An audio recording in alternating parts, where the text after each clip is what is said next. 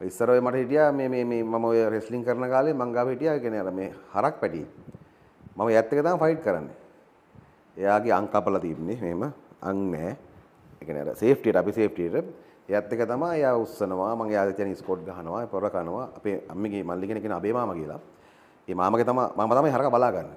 ඒ කියන්නේ අපිට ඒව කරන්න වෙලාවක් නැති නිසා මාමා තමයි හරක බලන කන්න බොන්න දීලා ඔක්කොම කරලා අන්තිමටම මේ එයා පොඩි මෙහෙම ලොකු වෙනවනේ ඉක්මනටම තමයි කිලෝ 600 700 වෙනවනේ පස්සේ ඉතින් මට යත් එක ඉතින් පොර බදින්න බෑ උස්සන්න බෑ පොර බදින්න පුළුවන් හැබැයි ඉතින් මම දැක්කම එයා එන්නම පොර කන්නව තමයි එහෙම වගේ මේ ඒ කියන්නේ එයාට තියෙන්නේ ප්‍රතිවාදියෙක් විදියට නැත්නම් ඒ ආදරේද තියෙන්නේ එයාට දැන් හුරු වෙලා තියෙන්නේ මම මේ ඉන්නේ මට ඇටැක් කරන්න කියලා එහෙම තමයි දැන් මගේ මේවා කියන එක කොහොමද දකියද දන්නේ නැහැ නේ මගේ මේ නකල් එක නැහැ මේ නකල් එක මේ අස්ති වෙන කල මෙහෙම තියෙන මිදිලා. ඒ අර මගේ පංච් එකට.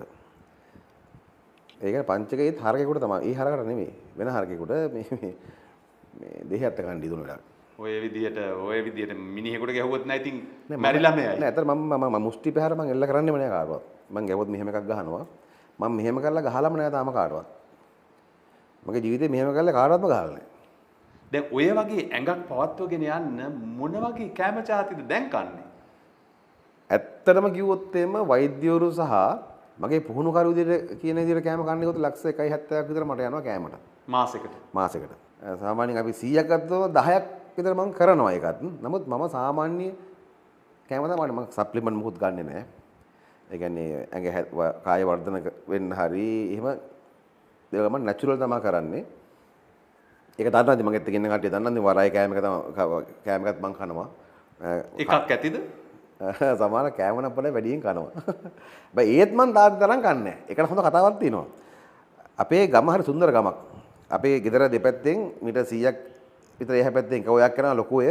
ගේක් පිටිපල්ලෙන් තව පොඩි ඔයක් කරනවා.